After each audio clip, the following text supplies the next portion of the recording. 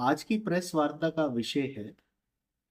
हम आप सभी के माध्यम से अटेली की जनता से रूबरू होना चाहते थे, अपनी बात आप सबके माध्यम से पहुंचाना चाह रहे थे।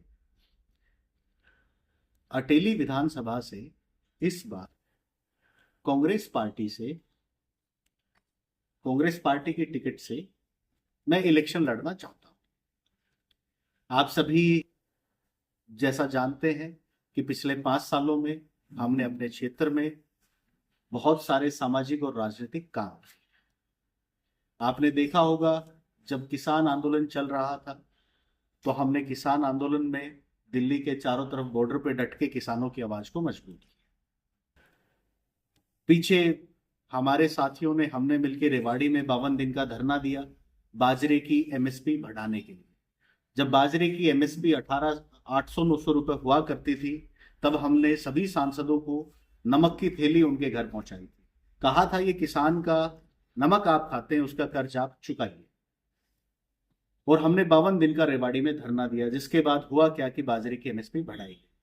हम निरंतर पिछले 6 वर्षों से मंडियों का दौरा करते रहे हैं। आप सभी पत्रकार साथियों से, बाकी सभी लोगों से भी मुलाकात हमारी दौरे के दौरान हुई है, जहां पर हमने सरकार की खरीद बेच को लेकर इनके जो बड़े बड़े वादे थे उनको हमने पोल खोली और सरकार पर प्रेशर बना करके किसानों को फायदा दिलवाने के लिए हमने काम किया। हमारे यहां जब खाद की बहुत भारी समस्या थी तो हमने यहां पर सड़क पर डटकर संघर्ष किया और खाद की समस्या के लिए सरकार पर दबाव डाला और समय पर किसानों को खाद मिल पाई, ये हमने सुनिश्चित। उसके बाद जिस तरह से आपने देखा कि देश में किस तरह का माहौल बनाया गया, पूरे देश भर में जहां हिंदू मुस्लिम की लड़ाई कराई जा रही है, वहीं हरियाणा के अंदर 35-1 का नारा देकर के आपस में भाई भाई को लड़ाने का काम किया जा रहा है। हमारे यहाँ 35-1 का करते हैं ये। यूपी में आप चले जाएंगे तो यादव और बाकी सभी कास्ट को लड़ाने का काम कर रहे हैं। जहां आदिवासी रह रहे हैं तो वह आदिवासी और गैर आदिवासियों के बीच में लड़ाने का काम कर रहे हैं। ये बात इस लोकसभा चुनाव में जनता को समझ में आई कि मां भारती के 2 बेटे हैं और उनके आपस में लड़ाने वालों को, नफरत फैलाने वालों की इस देश में कोई जगह नहीं। मोदी सरकार, तानाशाह मोदी सरकार को हराने में राहुल गांधी जी और योगेंद्र जी के साथ हमने कंधे से कंधा मिला करके काम। पीछे भारत जोड़ो यात्रा थी।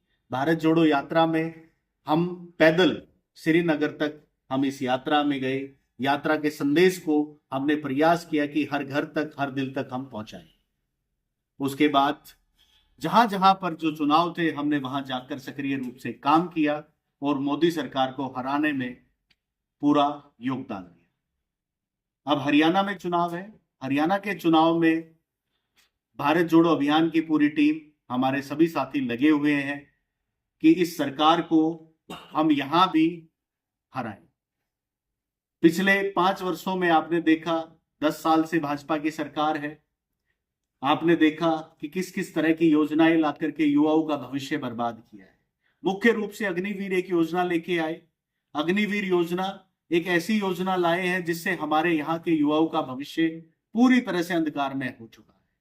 ये वो क्षेत्र है जहां पर फौज में बढ़ चढ़ करके लोग भाग लेते थे, मां भारती की सेवा करने के लिए सबसे पहला लक्ष्य रखते थे। लेकिन आज जब आप जाके देखते हैं, अग्निवीर योजना आने से बच्चों का उत्साह टूट चुका है, सपने चकनाचूर हो चुके हैं। बच्चे पहले सड़कों पर, गांव के खेतों में, गलियों में जहां दौड़ लगाते थे, फिजिकल की तैयारी करते थे, आज वहां बच्चे निराश होकर के, हताश होकर के घर बैठे। जब ये अग्निवीर योजना आई तो आप सब साथियों को भी पता है कि हमने एसडीएम के माध्यम से हमने ज्ञापन भी दिया, रोष प्रदर्शन भी किए, धरने प्रदर्शन भी किए और हर मंच से, हर माध्यम से हमने अग्निवीर योजना को बंद कराने के लिए हर संभव संघर्ष के जो रास्ते थे हमने प्रयास किए। आपने देखा कि किस तरह से हरियाणा में युवाओं को बेरोजगारी के अंधकार में धकेल दिया। बेरोजगारी के अंधकार में आज भविष्य बच्चों का बिल्कुल अंधकार में हो चुका है, जिसकी वजह से बच्चे रास्ता भटक चुके हैं। उन बच्चों को बेरोजगार होने की वजह से उनको आलसी बनाया जा रहा है, उनको काम करने की जो इच्छा शक्ति थी उसको खत्म किया जा रहा है। मोबाइल के ऊपर सारा दिन आज युवा लगा रहता है। तो बेरोजगारी की जो समस्या है उसके खिलाफ हम लड़ना चाहते हैं। यहां पर किसानों के लिए जो एमएसपी का सवाल है उसके लिए हम लड़ना चाहते हैं। हमारे यहाँ पे मैं गांव गांव घूम रहा हूं, जहां देख रहा हूं कि गांव में, हर गांव में छोटी छोटी समस्याएं हैं जिनका समाधान अब तक नहीं हुआ है। मोटे तौर पे अगर बात की जाए तो गांव में अगर किसी से भी हम बात करें तो कहते कि अटेली हल्का सबसे पिछड़ा हुआ इलाका, और ये जो पिछड़ा हुआ इलाका है, तो मैं मानता हूं कि अब से पहले जो भी लोग नेतृत्व में रहे हैं, जिन लोगों को सत्ता की चाबी मिली है, उन लोगों के प्रयासों में कहीं ना कहीं कोई ना कोई कमी रही है, जिसकी वजह से आज यहां पर लोग महसूस करते हैं कि अटेली क्षेत्र का विकास नहीं हुआ है। तो हम ये अश्योरेंस देते हैं, ये विश्वास दिलाते हैं कि जब हमें मौका मिलेगा, हम आप सबके समर्थन से, आप सबके सहयोग से अभी उम्मीदवार बनना चाहते हैं कांग्रेस पार्टी से, और जब आपका सहयोग रहेगा तो उम्मीदवारी के बाद जब टिकट मिलेगी तो हम यहां की लड़ाई को मजबूती से लड़ेंगे। पहले भी हमने सड़क से लेकर संसद तक संघर्ष किया है और आगे भी हम अपने हक और अधिकारों के लिए आगे लड़ेंगे। संदीप जी, जिस प्रकार से आपने बताया कि कांग्रेस की टिकट के लिए आप दावेदारी, तो आगे का क्या कुछ प्लान है पार्टी, क्योंकि कैंडिडेट बहुत ज़्यादा आ रहे हैं मैदान में, तो पार्टी टिकट एक को देगी तो उस समय क्या रुझान रहेगा? अगर आपको टिकट नहीं मिलता है तो चुनाव को लेके क्या रुझान रहेगा? देखिए, लोकतंत्र में चुनाव लड़ना हर व्यक्ति का अधिकार है, और मुझे लगता है कि हर व्यक्ति को प्रयास करना चाहिए, हर व्यक्ति को मौका मिलना चाहिए कि हाँ, मैं भी हूं और मैं भी लोगों के लिए काम कर सकता हूं, जनता की सेवा कर सकता हूं। ऐसे में सभी लोगों को बढ़ चढ़ करके भाग लेना चाहिए। अब रही बात टिकट एक व्यक्ति को मिले, बिल्कुल, चाहे वो कोई भी पार्टी हो, किसी एक व्यक्ति को टिकट मिलेगी।